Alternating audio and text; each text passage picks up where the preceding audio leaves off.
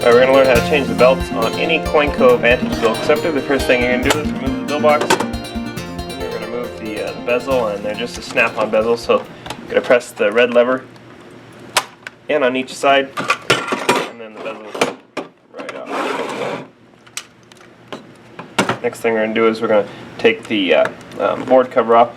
There's two grips on each side of the board cover on the bottom. Lift up on those, and then pull the board cover off there that way.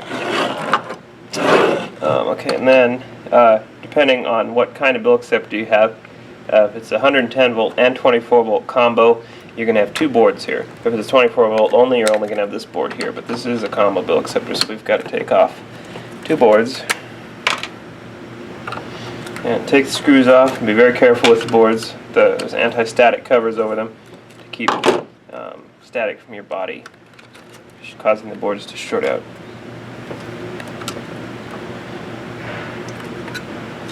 And just pull the boards straight up, and they are connected together.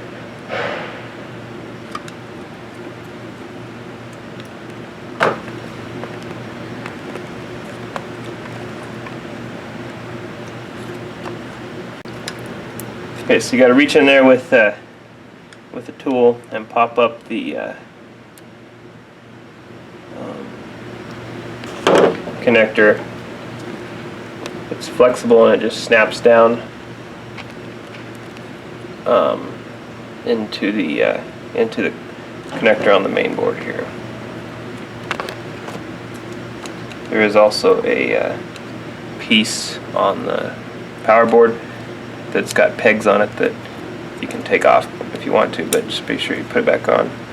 Put the boards back together. And then just carefully unplug the rest of the harnesses here. One by one. You gotta pull them straight out, otherwise you'll bend the pins. Be careful and try not to touch the boards as little as possible. And then pull out the lower sensor board, press in the button there and pull it out.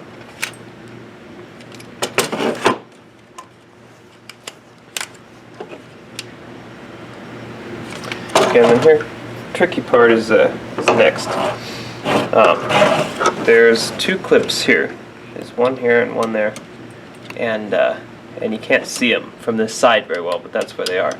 But you've got to reach in from this side and pop them loose. So first thing that I do is I pull down on the upper sensor board here a little bit to put some pressure on it, and then you've got to reach in there. If you look from this side let's see, it's to the right of this wheel, to the left of this wheel.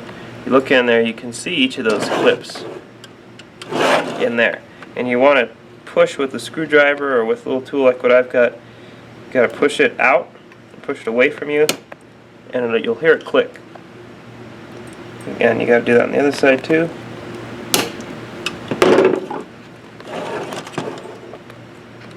And then afterwards, the whole motor housing will come down and off.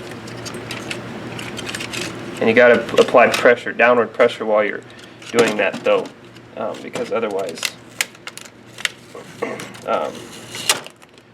once you click one out, it won't stay there.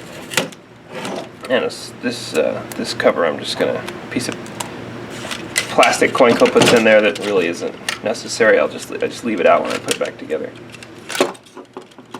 Okay, so and then there's your housing, and here is the motor chassis. And you don't want to touch this board here if you can help it. So what we're going to do is we're going to take these two screws out up here.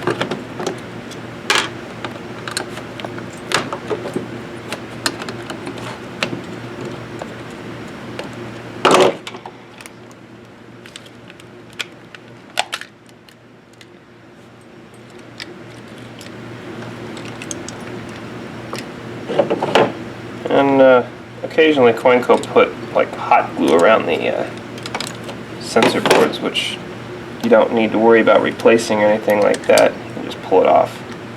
And then your sensor board is going to come out, and you don't want to touch, you just want to touch the edges of the sensor board.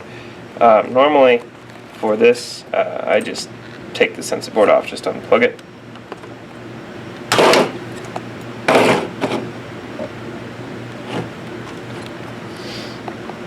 Okay, and then we're going to pull the pegs, or the peg of this wheel out here. It's just a plastic peg. You can pop that out of there. You might need to take the spring off the tension wheel as well. Okay, and then there's the belt. So do the same thing on the other side, and then put it back on. I usually start with the top here, and I don't put it on the wheel right away. I just kind of set it in there so that it's semi in place. And then you're going to want to put this wheel back in, and you want the belt on the large part of the wheel. And it's a tad difficult doing it like this. When we rebuild them, we take everything apart, and it's easier to get this wheel back in there. It's a tad difficult with the stacker plate on to squeeze it by. Kind of have to push the side.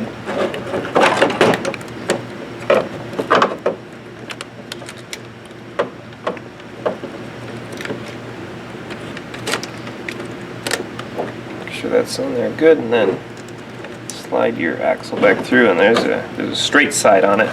You got to line that up with the straight side in the plastic, and then make sure that the wheels turn. And then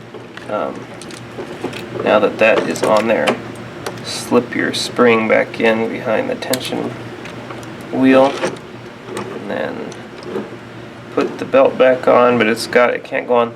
It's got to go right here. There's another wheel right here, and it's got to go up against that wheel and around like that. Now, once you get the belt back on there, that's why I do the bottom first, to make sure that the gears get locked in properly.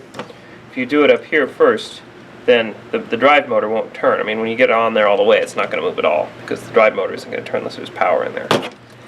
Okay, so once you get the belts changed, and just do the same thing for the other side, and put your sensor board back on, and you got to watch where it only plug in one way. You got to line up. There's two little clips on the harness. Let's see if I can show them to you. Right, they're really little. They're just bulges in the plastic that go, and they're going to snap into the socket. And then just take the. Just want to make sure that all the hot glue's out of there. You don't want the hot glue in the way.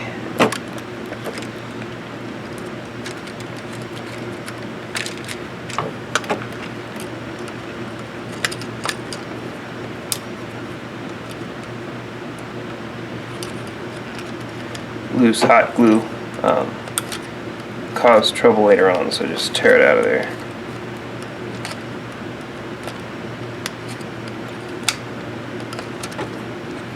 Sometimes it doesn't like to come off. Alright, there we go.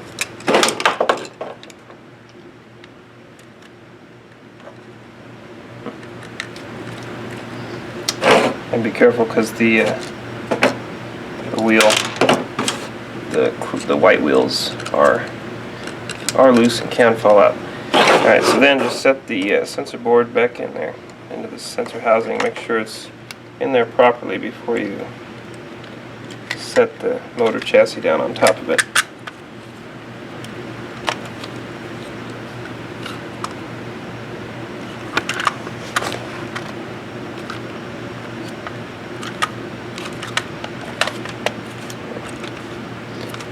It's closed all the way around, and put your screws back in.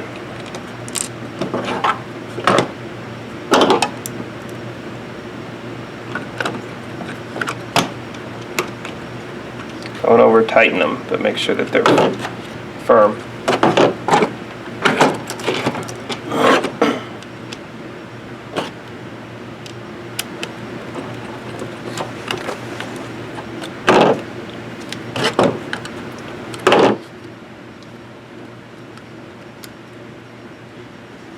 Make sure everything's in place. Look it over. And we're going to put it back into the housing now. This harness, right here, the bottom harness is going to come in underneath right here. This harness is going to come in on top, okay? So you want to make sure when you're lining it up. Now, there are two latches right here and right there. And there's a space between the latch and the wall of the housing. And those are going to slide up into these two cutouts right here, and then the top of the housing on each side, where there's this extra piece sticking off, is going to slide up into these two things, and you're going to want to angle it to where the top slides in first, but it's got to be straight when you latch it, so that both the top and the bottom go into their spots together. So get it into position, pull through, get your wires where they need to be.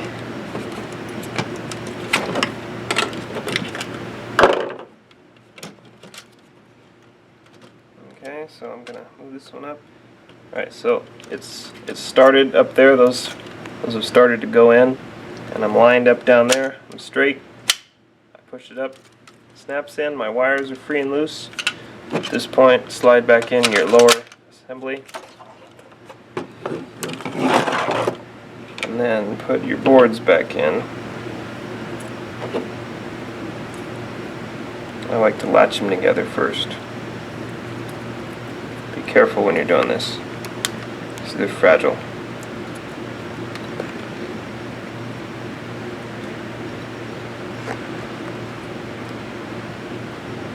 Make sure they're attached well, and then you're gonna have to hold the boards together with your fingers because they're loose. So you got to hold them straight. And now remember, if you have an MDB dedicated or 24 volt dedicated, and you only have the bottom board, you don't have to worry about the goofy top board situation. But do your two bottom harnesses first.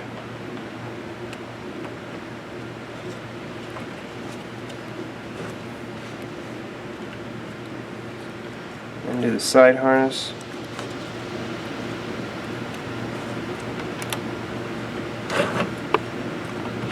And very carefully set it back into place. Make sure that the side harness for the lower board gets slid back in its spot.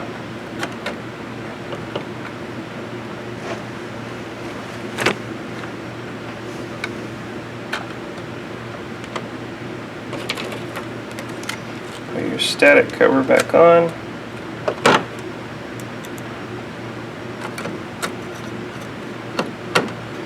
And I don't tighten all the screws till they're all in.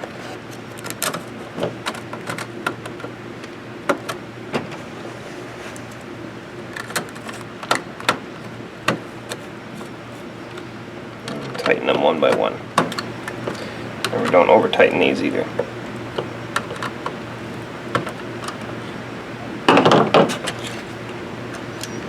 Alright, then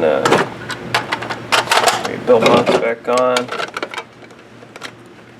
You gotta put the cover slightly ahead of the two notches that it's gonna latch onto, slightly above them, and then snap them on. And then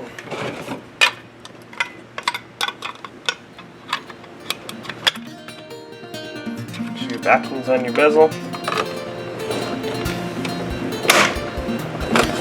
There you go.